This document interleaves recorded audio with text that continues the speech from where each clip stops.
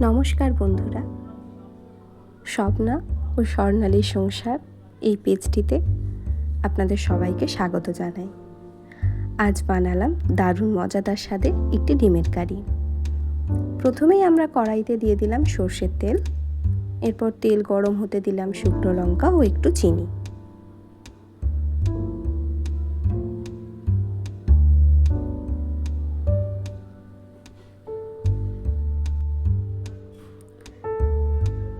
চিনিটা দিয়ে একটু গরম হতেই আমরা এর মধ্যে দিয়ে দিলাম কিছুটা গরম মশলা, তার মধ্যে আমরা দিয়েছিলাম কিছুটা দারচিনি, 3-4টে লবঙ্গ ও 2টি এলাচ।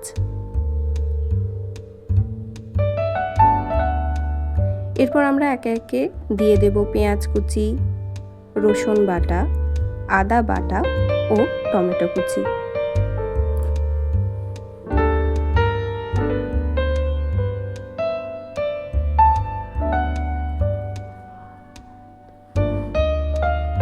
এগুলোকে আমরা 2-3 মিনিট ধরে ভালো করে লাল লাল করে ভাজবো, যাতে পেঁয়াজ, রসুন, আদার কাঁচা গন্ধটা রান্না থেকে চলে যায়।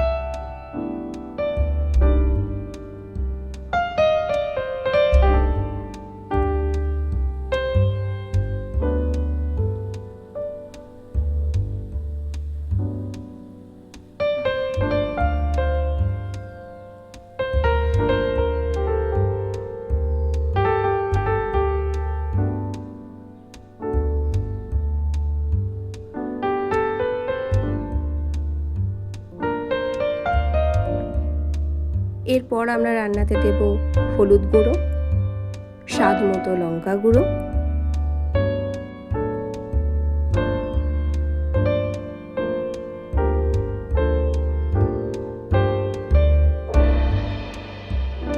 দিয়ে আমরা কিছুটা নাড়াচাড়া করব।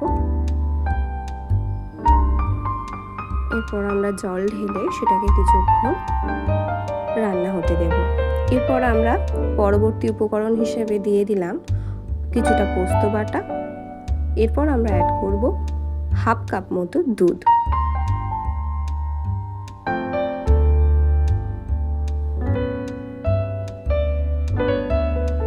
পরিমাণ মতো জল ঢেলে এটাকে আমরা 3-4 মিনিট একটু ভালোভাবে কষিয়ে ফুটতে সময় দেব।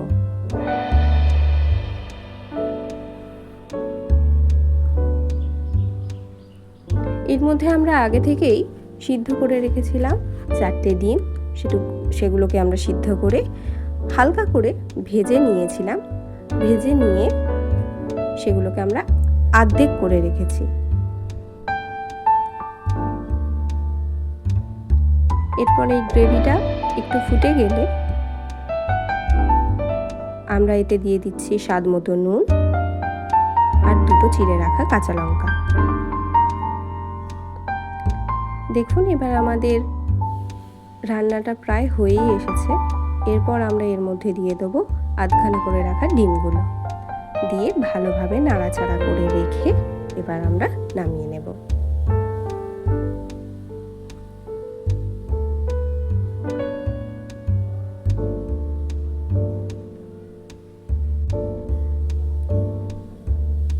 সবাই জানাবেন কেমন লাগলো এই রান্নাটি, আর সকলে আমাদের পাশে থেকে আমাদের পেজটিকে সাবস্ক্রাইব করবেন আর লাইক